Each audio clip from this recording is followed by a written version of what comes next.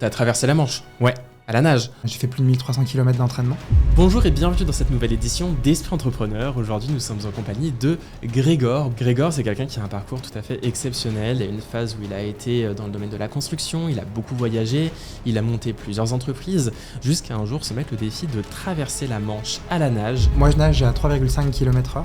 J'ai passé 15 jours complets dans l'eau. Pour information, c'est quelque chose qui a été réalisé par moins de 2000 personnes dans le monde, donc c'est quelque chose de tout à fait exceptionnel. Et ce qui est intéressant aujourd'hui, c'est de comprendre quels sont les parallèles entre un sportif de haut niveau et un entrepreneur de haut niveau. Aujourd'hui, Grégor, tu es également coach pour C-Level, donc pour dirigeant d'entreprise, et tu te sers de toutes ces expériences qui t'ont traversé au cours de ta carrière pour justement permettre aux entrepreneurs ambitieux d'aller chercher le meilleur d'eux-mêmes. Eh bien, je te propose de commencer cette interview sans plus de transition. Bonjour Grégor et bienvenue sur cet nouvel épisode d'Esprit Entrepreneur. Très heureux d'être là. Grégor, dans cette interview, moi je te propose de voir un petit peu les différentes étapes de ta carrière, de ta vie. Aujourd'hui, tu as la trentaine, si je ne m'abuse. Un peu plus même. Un peu plus. Ouais. 38. J'ai eu 38 ans il y a quelques jours de ça. Okay. Donc je me rapproche plus de la quarantaine que de la trentaine, mais pour l'instant ça va, je le vis bien.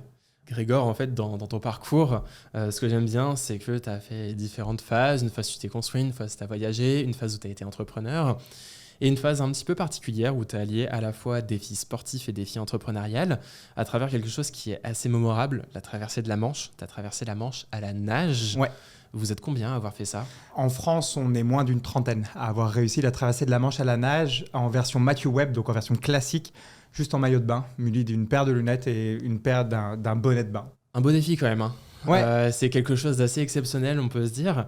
Et ce que j'ai bien aimé, et justement la raison pour laquelle on est là aujourd'hui, c'est pour parler de psychologie, de mentalité, de mindset, pour faire le parallèle entre la mentalité d'un sportif de haut niveau qui va aller chercher la performance et la mentalité d'un entrepreneur de haut niveau qui va aller chercher la performance. Ouais, il y a beaucoup de ponts à faire entre les deux, hein, puisque pour moi, un entrepreneur, c'est un sportif de haut niveau.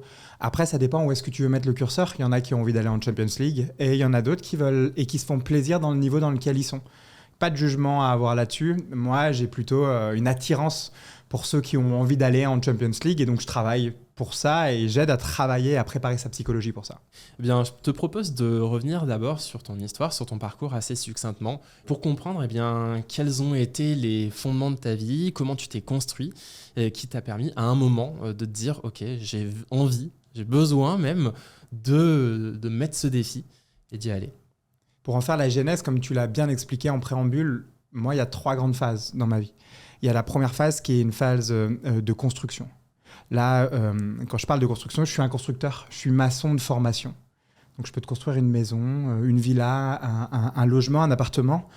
Et ensuite, après derrière, je suis devenu conducteur de travaux. Et donc, je faisais de la gestion de chantier. Donc, le job, c'est de pouvoir livrer un chantier en temps et en heure à plusieurs millions d'euros à un client qui a des besoins et de gérer à peu près aux alentours, tu vois, sur une pièce comme celle-ci, 17 corps de métiers différents. L'objectif de ces 17 corps de métiers différents, c'est de pouvoir les mettre en musique. Et moi, c'est un truc qui m'a toujours fasciné.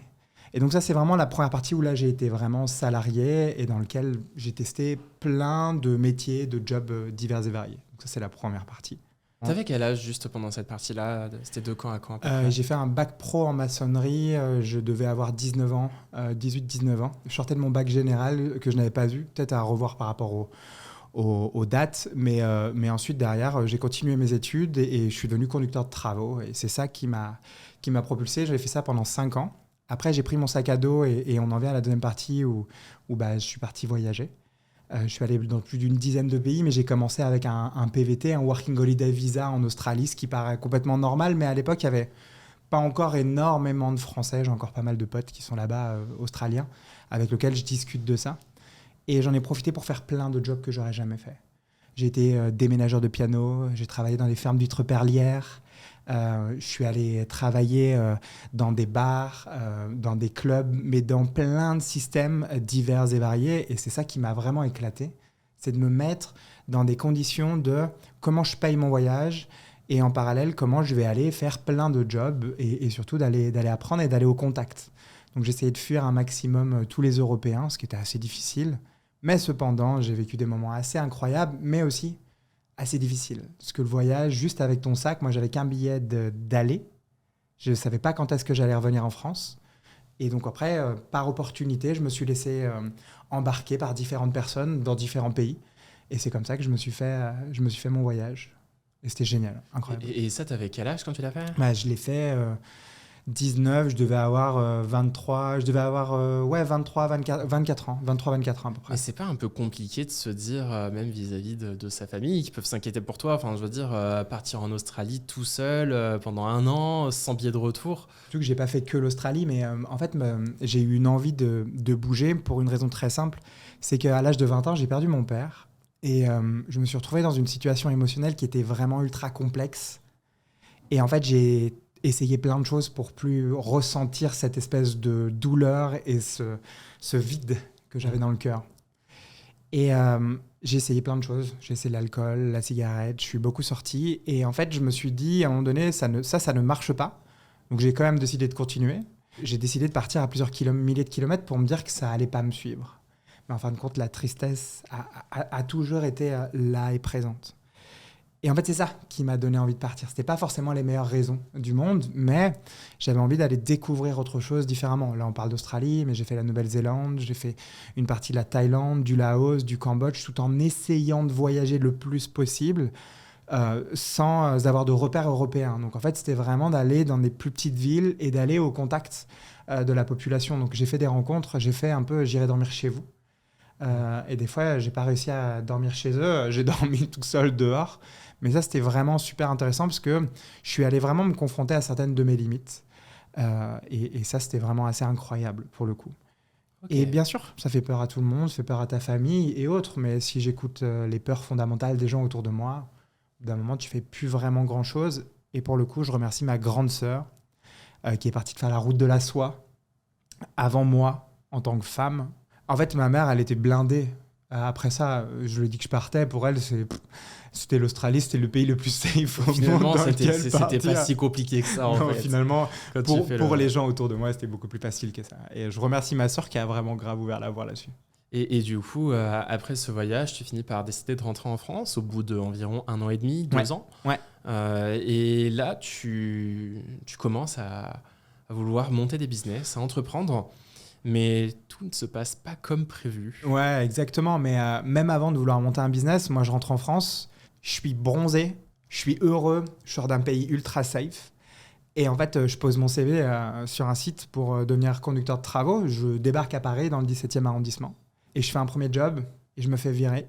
Je fais un deuxième job, c'est moi qui me vire. Je fais un troisième job et je regarde tout ça. Et je suis toujours en train de boire, fumer. La tristesse est toujours là avec moi. Et ces gens-là ont raison de me virer parce que j'ai pas envie, c'est pas mon destin, ça me parle pas du tout. Et moi j'ai un espèce de truc, c'est un peu comme les chevaux qui vont sauter, tu sais, au-dessus de l'obstacle. Moi je fais des refus d'obstacles et mon corps fait des refus d'obstacles. J'ai pas envie de me lever, je me sens terriblement mal, je vis dans un fumoir. Et en fait je me retrouve dans une situation où c'est soit je continue et ça va pas très bien se terminer, ou soit je commence à essayer de réfléchir un tout petit peu différemment. Et ce déclic, il est donné par la même sœur qui a fait la route de la soie. Elle vient un jour vers moi, elle me tend un livre et me dit « Écoute Grégor, je sais que tu es dans un désert émotionnel, dans un désert affectif, que tu n'as pas traité et que tu es dans le déni encore du décès de notre père. Je pense qu'à un moment donné, c'est soit tu restes là, tu restes figé, et il y a des milliers de personnes qui sont restées dans cette situation, ou soit tu essayes de commencer à faire quelque chose. » Et c'est là où j'ai commencé à vraiment pousser et à étudier la psychologie et à essayer pour me sortir du deuil.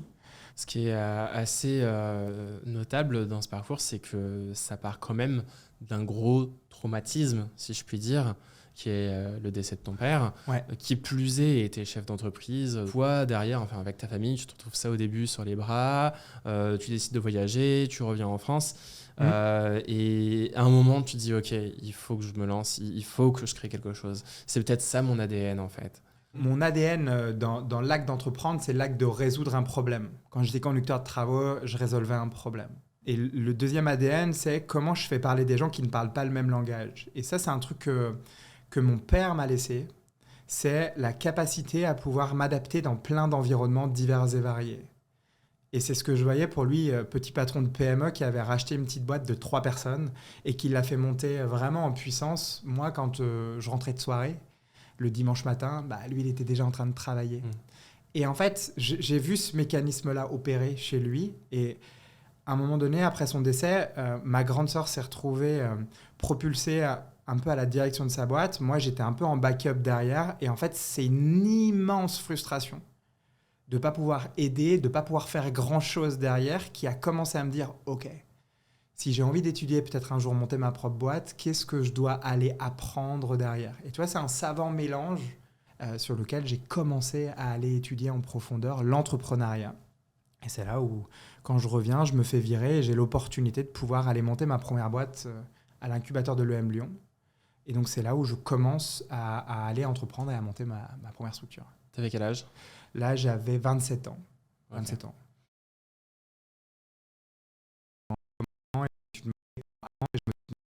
Et je me suis demandé comment adapter. Je me suis demandé comment adapter correctement le logement des seniors en situation de dépendance. Et en fait, avec mon background de maçon et de conducteur de travaux, je me suis demandé comment allier le bâtiment et le paramédical dessus. Et on avait développé un réseau de diagnostiqueurs pour le compte des assureurs, des mutuelles et des caisses d'assurance de retraite.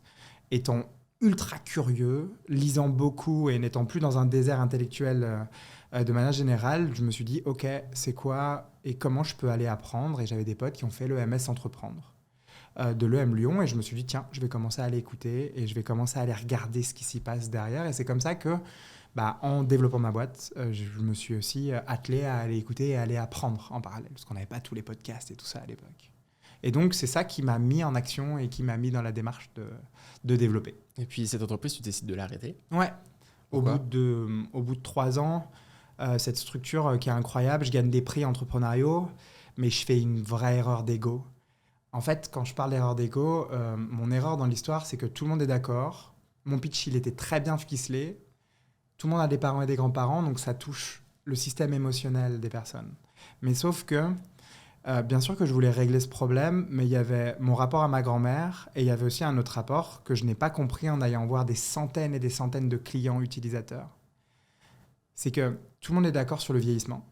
Tout le monde est d'accord qu'on va vieillir, mais personne ne veut faire quelque chose. Pour une raison très simple, c'est que c'est l'antichambre de la mort. L'une des peurs fondamentales de l'être humain et que personne n'a vraiment envie de parler de ça. Et j'en ai même développé une théorie, c'est que je pense qu'on a tous 10 ans de moins. Et tu peux regarder, demander à tes parents, demander à tes grands-parents, demande-leur, tu verras, ils se sentent toujours 10 ans de moins. Le seul moment où on achète des produits ou des services pour les gens de la silver economy, en ce moment on en parle beaucoup, c'est à un moment donné, on fait peu de préventif, nous ne sommes pas dans un pays de préventif, nous sommes dans un pays de curatif. Donc mon erreur a été de croire que je pouvais tordre le système. J'ai gagné plein de prix, j'ai gagné plein de choses, ça a flatté mon ego, mais ça n'a pas du tout flatté les KPIs pour mon expert comptable. Tu vois qu'il y a quand même beaucoup de projets qui gagnent des prix, des concours, sur d'autres choses, mais en fait, la seule métrique qui va compter, c'est ton chiffre d'affaires et ta marge. Tout à fait. Donc, surtout ta marge, parce que ça ne sert à rien de faire du chiffre d'affaires si tu dépenses plus. Tu décides de l'arrêter parce que marché compliqué, mentalité pas encore à jour, et tu montes une autre société dans la big data qui, cette fois-ci, a une promesse un peu différente, mais qui va pas très bien se finir non plus. Est-ce que tu peux m'en parler? Là vraiment, tu es en train d'étayer toute ma carrière de loser entrepreneurial. Je pars tout de suite. Moi, je voulais vraiment rester avec la casquette entrepreneuriale. J'avais beaucoup de dettes à cette époque quand je liquide cette entreprise qui a duré 3 ans. Moi, mon plus grand souvenir de cette boîte, c'est que j'ai salarié des gens. Je me suis éclaté à aller développer un business et je me suis rendu compte que je pouvais partir de A à Z, monter un projet, une idée et faire monter les gens avec moi. Et que j'avais une force de conviction derrière. Et ça, c'était un kiff incroyable. Mais par contre, il faut faire toujours très attention à cette force de conviction et à savoir où est-ce qu'on l'emmène. Et pour revenir sur ta question et sur la deuxième partie, en fait, la deuxième structure qu'on a montée, moi, je suis venu en backup de plusieurs associés. Je ne rentrerai pas dans le détail, mais ils traitaient sur tout ce qui touche à la gestion des flottes de véhicules, notamment pour des grands comptes. Et le but, il était comment on allait travailler et faire baisser l'entretien là-dessus. Là, on est sur une autre thématique, pure tech. Et derrière, on lève de l'argent avec un des sujets industriels derrière. Et il y a ce qu'il y a. Là, quand je dis il y a ce qu'il y a, c'est qu'à partir du moment donné, on met plusieurs personnes autour de la table et si elles ne se sont pas parlé réellement, moi le premier, c'est très compliqué quand on commence à mettre du temps, de l'énergie, de l'argent autour de ça. Et donc, l'association qui n'était pas terrible fait qu'à la fin, j'en tire une loi fondamentale, c'est qu'on s'associe pour des valeurs, on se dissocie pour des valeurs. Et que je pense qu'un acte entrepreneurial doit être intrinsèquement lié. Hein. J'y suis resté plus d'1 an, on a beaucoup travaillé, on a eu des belles victoires, il y a eu des trucs vraiment incroyables, mais à partir du moment donné où y a des forces et des énergies en présence, ça peut aller emmener si tout le monde n'est pas raccord là-dessus. Donc, on s'est dissocié pour des valeurs. Et du coup, après ça, tu as monté encore un projet, non ? Ouais, un projet qui n'a strictement rien à voir de tout ce qu'on s'est dit. J'ai travaillé, on était 2 entrepreneurs avec 2 intrapreneurs du groupe EDF. Et l'enjeu, c'était, on avait plus d'1 an pour aller développer une feuille de route sur la dynamisation des centres-villes. Et c'est une structure sur laquelle, moi, j'ai pu aller travailler et aller faire ce dont pourquoi je suis fait, c'est aller écouter les clients, comprendre les problèmes psychologiquement et savoir comment pouvoir aller y répondre. Et cette structure, moi, mon enjeu, il était de la prévendre et ensuite de faire la passation. Aujourd'hui, c'est une filiale du groupe qui s'appelle Proxity. J'ai juste participé vraiment à toute la partie démarrage, mais on a fait tout le boulot entrepreneurial qui va derrière. Tout ce travail entrepreneurial m'a appris plusieurs choses. 1, c'est me mettre dans quelque chose qui me fait vraiment kiffer. Et c'est ce qu'on va parler aujourd'hui, juste après. 2, c'est entoure-toi de personnes avec lesquelles tu as envie d'aller te lever le matin et tu as vraiment foncièrement envie de tout casser. Parce que sinon, ça devient un vrai problème rapidement. Et enfin, le 3e, c'est l'acte entrepreneurial, c'est un acte bête méchant. Quand je dis bête méchant, c'est que c'est un acte où, en fait, des fois, ça demande de travail de répétition. Peu importe ce que tu as fait avant, peu importe ce qui s'est passé avant, c'est tout ton travail de répétition et de feedback qui va te permettre, en fait, mécaniquement, à pouvoir répondre à un besoin fondamental client. Et c'est ça, pour moi, qui a été vraiment hyper important dans mes apprentissages entrepreneuriaux. Donc là, on arrive en quelle année ? Là, tu me colles sur les dates, mais on arrive, il me semble, aux alentours de 2017-2018. Et donc, après ces différentes expériences, là, tu décides de te lancer un défi pour le moins étonnant, qui est la traversée de la Manche. Est-ce que tu peux nous en parler ? Ouais. Tout à l'heure, on a parlé de mon côté très exploratoire. En fait, parmi les explorations, on parle de la traversée de la Manche parce que c'est le plus notable. Mais je me suis lancé des centaines de défis. Comme arrêter de boire, arrêter de fumer, c'est paraît anecdotique, mais il y a des centaines de millions de personnes qui vivent ce truc-là. Allen Care est la meilleure solution pour ces deux sujets.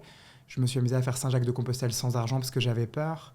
Je me suis amusé à aller faire un combat de boxe construit pendant plus de 2 ans, 2 ans et demi d'entraînement assez constant, même si j'ai pris la décision au dernier moment d'aller le faire. En fait, moi, j'aime construire et j'aime aller regarder au fond de moi. Le fameux épisode où ma sœur vient chez moi et me tend ce fameux livre, il y a un exercice où on te demande d'écrire ce que tu rêves de faire, ce que tu rêves d'avoir, ce que tu rêves d'être et ce que tu rêves de donner. Faire, avoir, être, donner. Et parmi ça, j'ai toujours eu un truc profondément où je voulais aller faire un truc sportif. Moi qui me prenait les tripes. Et on parle entrepreneuriat, moi qui suis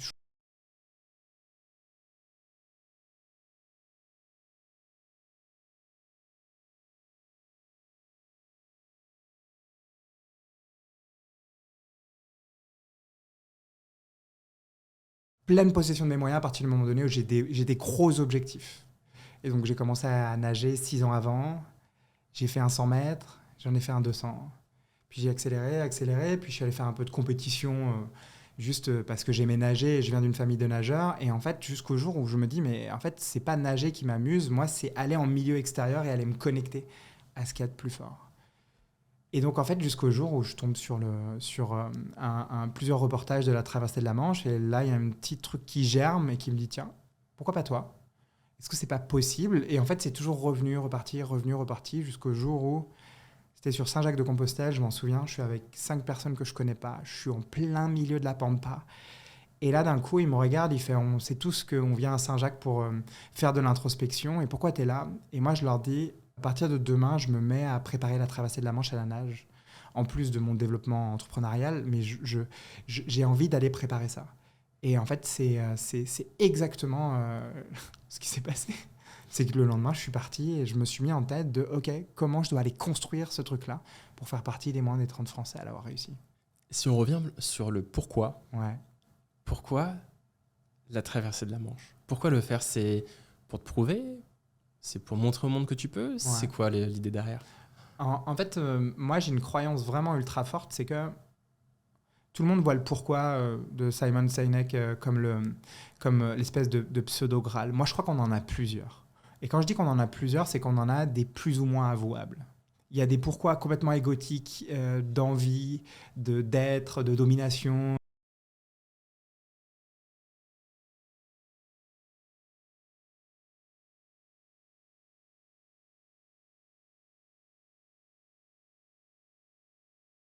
Très belle, c'est en Angleterre, il y a un pub qui s'appelle le White Horse. Et au White Horse, c'est là où tu peux inscrire ton nom, ton prénom, la date et en manche à la nage. Et moi, j'avais une envie si un jour j'ai des enfants, des arrière-petits-enfants, débarquent au White Horse, j'espère qu'ils ne buvront pas trop, mais qui débarquent au White Horse et qui regardent tu vois, un de leur famille qui a inscrit leur nom et leur prénom ici. Et moi, j'avais cette envie très présente là-dessus. Ça, c'est mon premier pourquoi. Et ça, c'est quoi le parallèle qu'on peut faire pour un entrepreneur, typiquement, parce qu'on peut avoir des gros objectifs autres que sportifs? Ouais. Si tu regardes bien, beaucoup d'entrepreneurs sont partis pour aller régler une frustration personnelle. Vraiment régler quelque chose qui personnellement les a touchés ou ils avaient envie de faire évoluer le truc. En fait, quand je parle d'inavouable, il y a aussi certains entrepreneurs qui font ça pour la fame, qui font ça pour aller dans des cercles différents, plus hauts, ou pour sortir de là où ils sont. Et en fait, c'est pas mal en soi. Mais l'important, c'est de le savoir et de faire attention que ça ne devienne pas une dark énergie. Parce qu'à force d'être dans une dark énergie, c'est là où en fait, tu passes du côté obscur et tu vas vivre des émotions qui sont un peu plus complexes et un petit peu plus difficiles, pour pas dire vraiment délétères pour soi-même et sa santé. Mais beaucoup, et moi, c'est un truc que je travaille avec beaucoup de mes clients, c'est qu'en fait, on a tous des petites vérités inavouables. On a tous un espèce de moteur un peu inavouable là-dessus. Moi, mon moteur inavouable, c'est que j'avais envie de faire prouver le fait que je sois unique et que je faisais partie de très très peu de nageurs à être capable de claquer ça. Je me suis souvent senti médiocre, et moi, la médiocrité, ça me fait flipper. La mienne, celle des autres, après, tu fais ce que tu veux, mais moi, la médiocrité, ça me fait peur, parce que j'ai souvent été médiocre, et en fait, je me suis souvent senti sans passion, sans sel, sans ce truc-là. Et en fait, pour la première fois de ma vie, je me suis amusé à aller toucher cette part plus brillante, plus grande, plus puissante de qui j'étais. Et j'avais besoin aussi d'aller me prouver qu'en fait, je pouvais rayonner, je pouvais m'éclater, je pouvais faire un truc assez exceptionnel et que ça allait avoir de l'impact pour moi, déjà, et autour de moi. Et c'est comme ça que j'ai pu embarquer mon équipe et l'équipe avec laquelle j'ai bossé pour pouvoir aller à ça. Et ça, c'est vraiment un autre pourquoi qui était vraiment hyper important. Une fois que tu as compris pourquoi tu devais le faire et que tu as vraiment pris la décision de le faire, il y a toute la partie où il faut t'y préparer. Il y a quand même un côté où on parle quand même d'une traversée de combien de kilomètres? Alors, 33,7 km selon la police. Et après, avec les courants, ça peut monter jusqu'à plus de 60 km selon les manifestants. Donc du coup, ça veut dire que concrètement, c'est un entraînement. C'est un entraînement qui va durer des années. On parle pas seulement d'une appétence psychologique et d'une condition physique de base. On parle aussi de quelque chose où, t'as mis 5 ans avant de le faire. C'est un vrai travail de longue haleine. L'entraînement focus purement traversée de la Manche m'a pris 1 an et demi. Par contre, j'ai un background, je suis nageur de base, je sais très bien nager, je viens d'une famille de nageurs, j'ai peut-être même appris à nager avant d'apprendre à marcher. Enfin, en fait, j'ai toujours aimé ça. Sauf que pour fuir la fameuse tristesse dont on était en train de parler, j'avais oublié cette partie-là de moi. J'avais oublié que je pouvais me mouvoir, j'avais oublié que j'aimais l'eau. Et ça, quand on est dans des phases de dépression, on a tendance à aller couper, à aller assécher ce qui nous fait du bien et ce qu'on aime réellement. Et donc, je suis allé me reconnecter à mon plaisir de nager et je suis allé me reconnecter à être un performeur. Et ça, j'ai mis longtemps avant d'avouer que j'en étais un. Je suis un performeur, j'aime performer. Et performer veut dire être capable à un instant T de délivrer. C'est-à-dire au regard de d'autres, au regard qu'il y ait d'autres personnes qui le voient. Et moi, j'adore ce truc-là. J'adore le moment d'aller performer.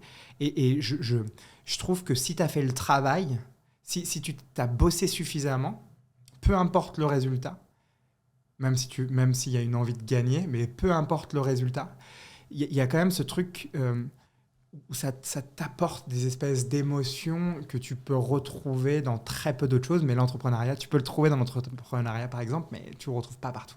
Ok, c'est une sorte de shot de dopamine en fait. C'est une adrénaline Ouais. qui vient au moment de l'entraînement, au moment où tu réalises ton défi. Et comment tu t'y es préparé? Tu m'as parlé d'exercices avec le froid, la respiration, ce genre de choses qui t'ont aussi aidé pour d'autres domaines de ta vie après coup. Est-ce que tu peux m'en dire plus? Comme on l'a dit tout à l'heure, c'est 33,7 km dans une eau qui est à 16 degrés en médian. Ouais. On va nager la nuit. On va nager dans des conditions météorologiques. C'est pas la piscine du coin. Hein. C'est vraiment, on a des vagues, il y a des animaux, méduses, beaucoup de bateaux. En fait, t'es climato-dépendant. C'est un vrai, et c'est ce que j'aime dans ce sport d'ailleurs. C'est vraiment ce truc-là. Mais t'es suivi par un bateau quand même quand Ouais. tu fais ça. Il y a un bateau de sécurité où il y a 2 associations anglaises qui font partir d'Angleterre à France. Et en fait, ces 2 associations, pour avoir un bateau, il faut montrer que tu es capable de nager plus de 6 heures dans une eau en dessous de 15 degrés. Nous, il s'est fait dans une eau à 11,9. Donc, assez challengeant. Et ensuite, derrière, de faire des batteries de tests physiques parce qu'il y a malheureusement eu des morts à cause de l'hypothermie. Et donc, en fait, ça, c'est vraiment quelque chose pour ta sécurité personnelle. De toute façon, je le conseille à personne. Si tu veux juste le faire, il faut avoir vraiment eu un entraînement vraiment assez profond. C'est complètement réalisable, mais par contre, ça demande quand même d'aligner un entraînement constant.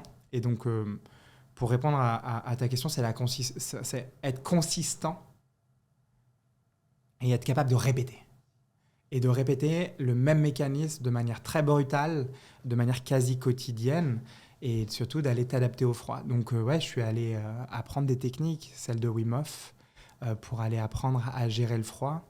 Je suis allé aussi m'amuser à interviewer des gens qui ont réussi tout ou partie de ce que je voulais faire. En fait, moi, c'est un truc que je trouve assez incroyable aujourd'hui dans l'environnement dans lequel on vit. On peut interviewer plein de personnes diverses et variées. Par contre,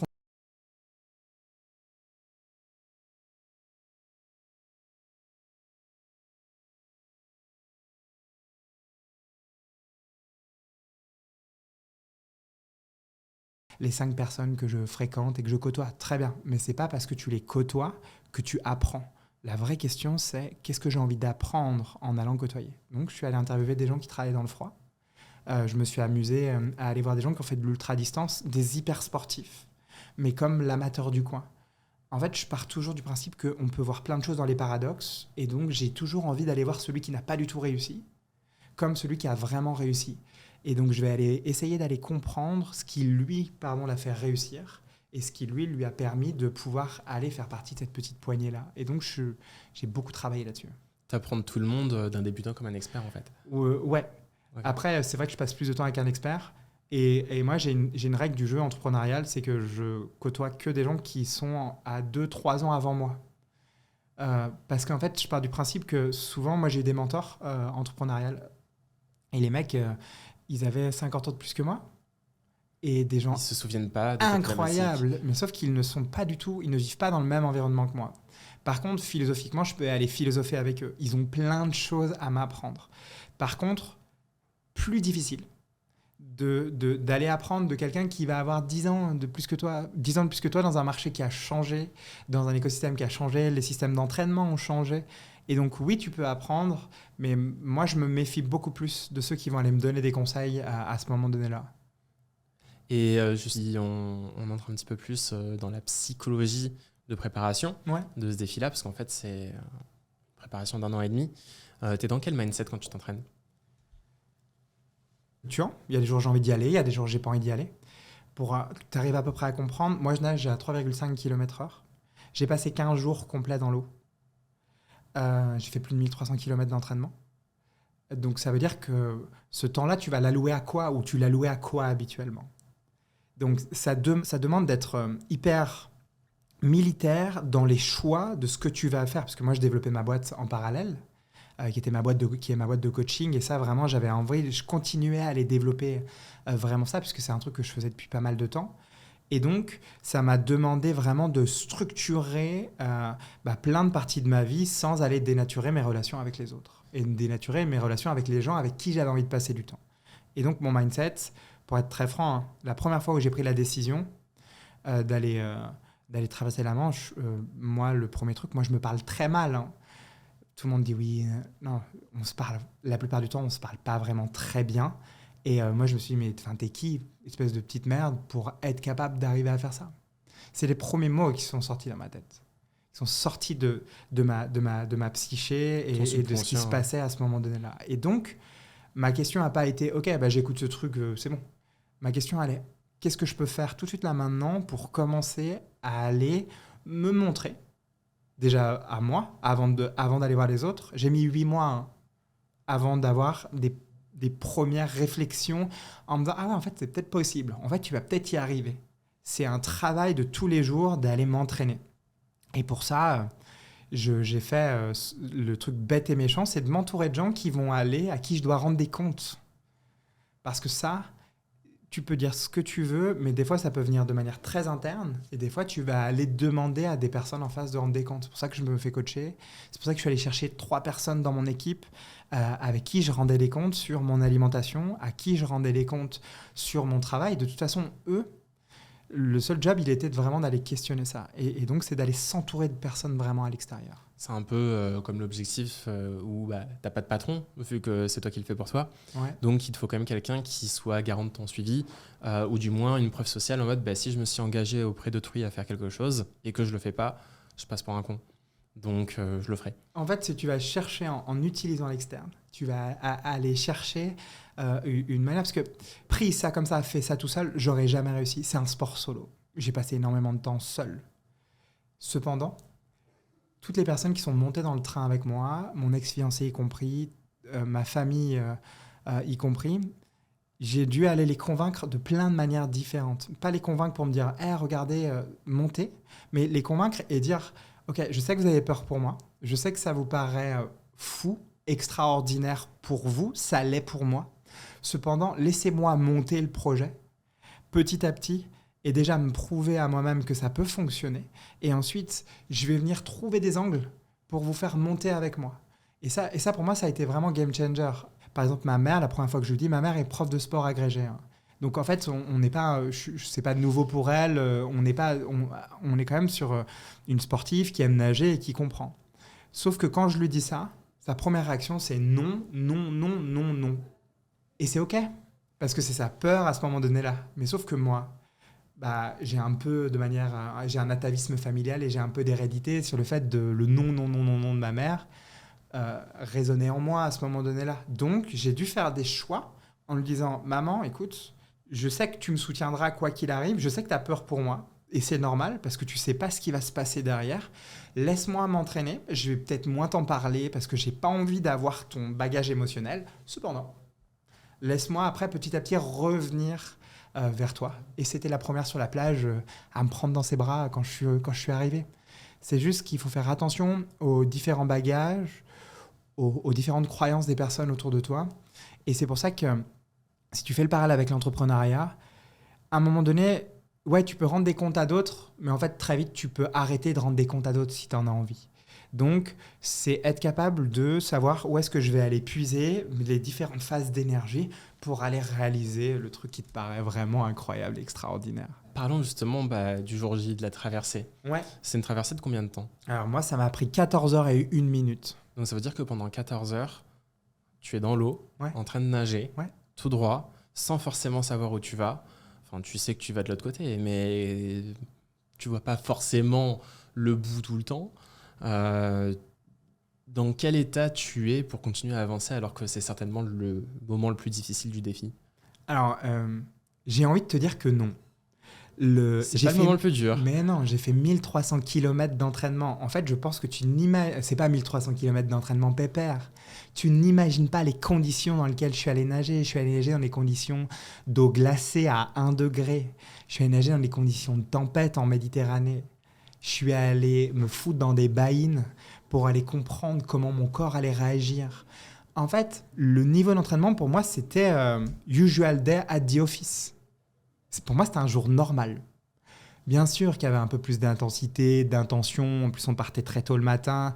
Tu vois, en fait, ça serait te mentir de dire que c'était totalement normal. Mais qu'est-ce que 42 km ? Parce que ça m'a pris 42 km par rapport à 1300 km d'entraînement.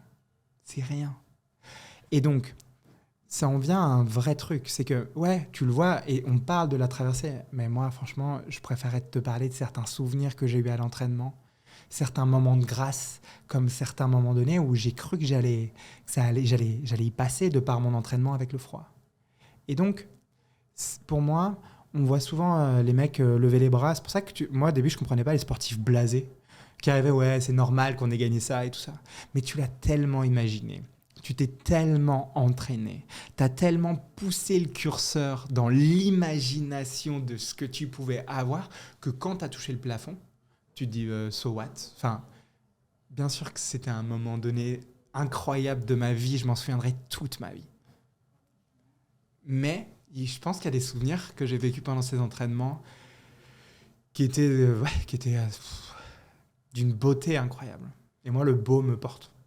Et justement, post-défi, pendant un mois, là, tu te dis, bah, tu continues de t'entraîner, tu arrêtes de t'entraîner, tu passes dans les journaux ou au contraire, tu restes discret. C'est quoi ta réaction une fois que tu as fini tout ça? Moi, je viens d'une famille, et ça va toucher vraiment aussi l'entrepreneur. Je viens d'une famille d'immigrés des pays de l'Est.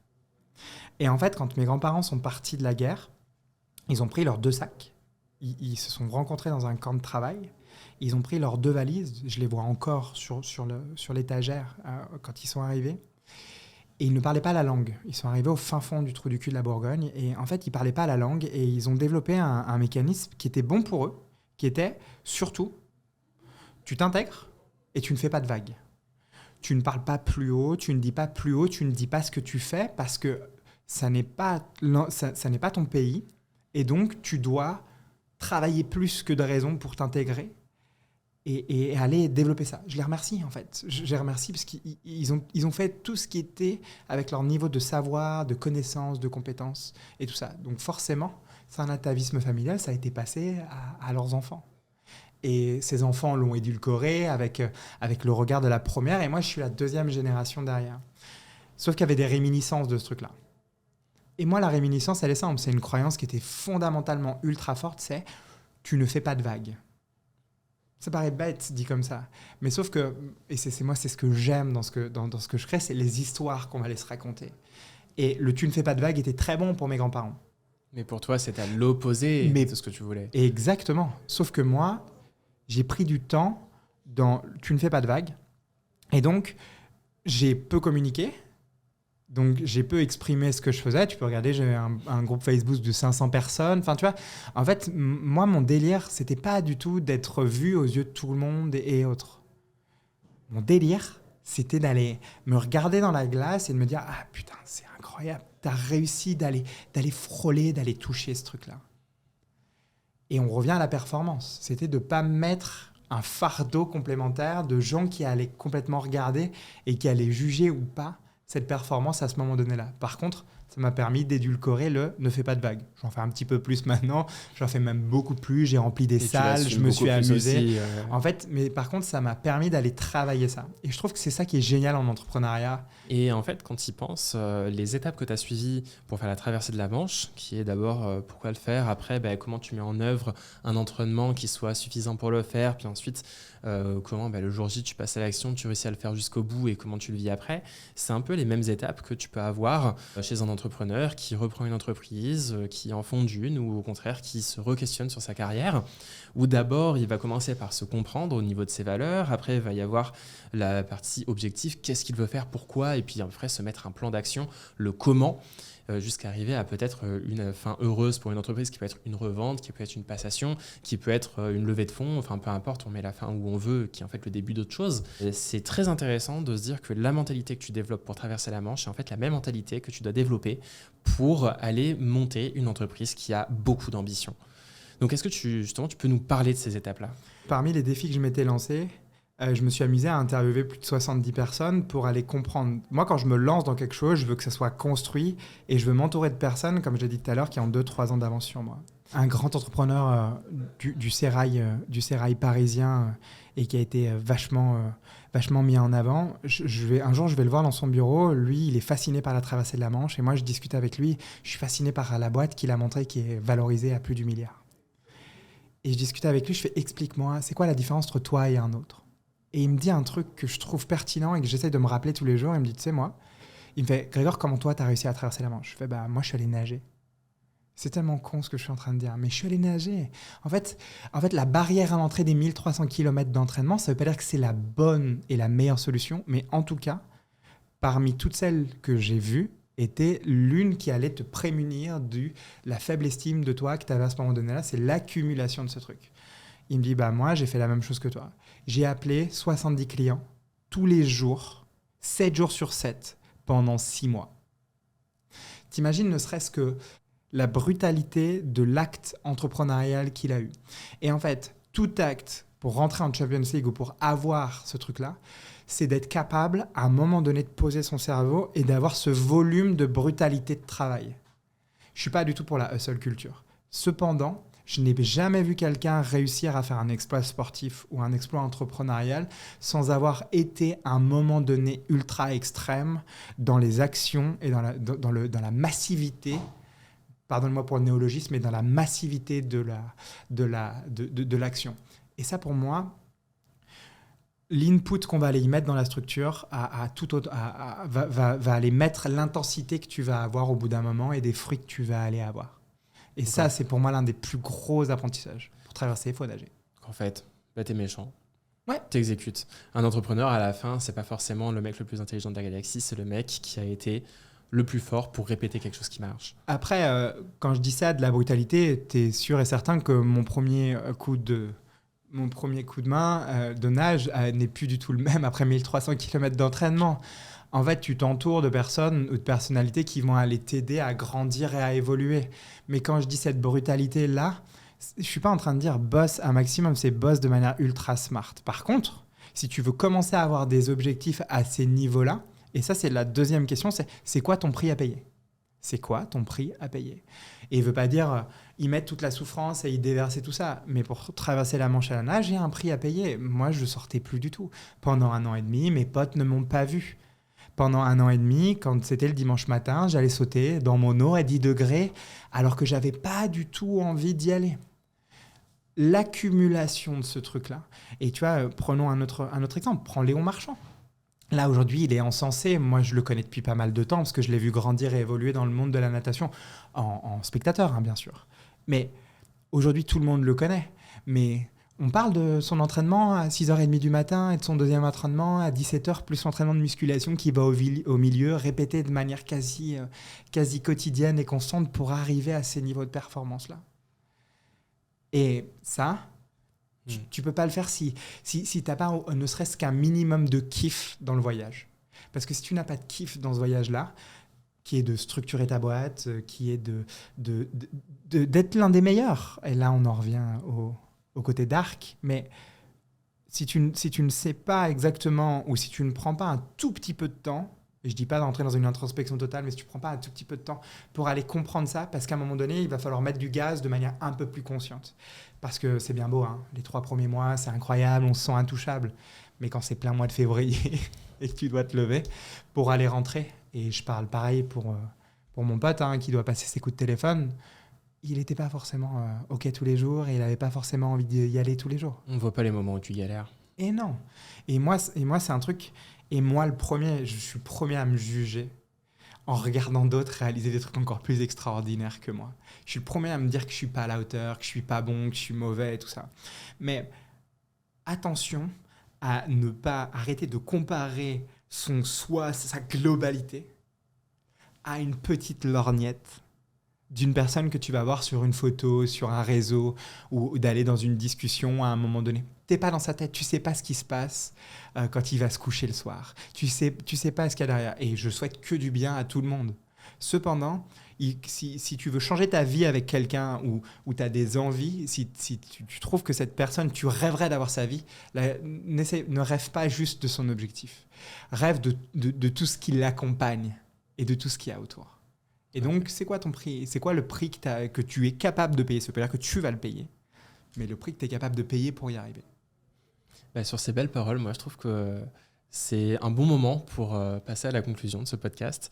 Est-ce que tu aurais peut-être une ouverture à faire par rapport à tes expériences, ton activité aujourd'hui ou un ultime conseil ? Moi, j'ai une chance et à la fois une malchance de... Je vais péter l'ambiance, mais d'avoir vu la mort de près très tôt, à l'âge de 8 ans. Pas la mienne, mais celle d'un de mes proches. Et j'ai pas tout de suite compris, parce que ça m'a mis dans un espèce d'état assez difficile. Moi, j'aime à essayer. Je dis pas que j'y arrive tous les jours. Est-ce que je me dis, OK, je suis arrivé à mon maximum de savoir de mes connaissances, de ce que je veux, des gens avec qui j'ai envie de partager, des gens avec qui j'ai envie de me connecter, des gens avec qui j'ai envie de me faire challenger. C'est trop court pour se faire chier avec des cons, avec des gens, je suis le con de quelqu'un, avec des personnes avec qui tu n'as pas envie de passer du temps ou dans un objectif dans lequel tu n'as pas envie d'aller le faire. J'aurais pu rester maçon, vraiment, j'aurais pu rester maçon. J'aurais pu continuer ce que je suis en train de faire là.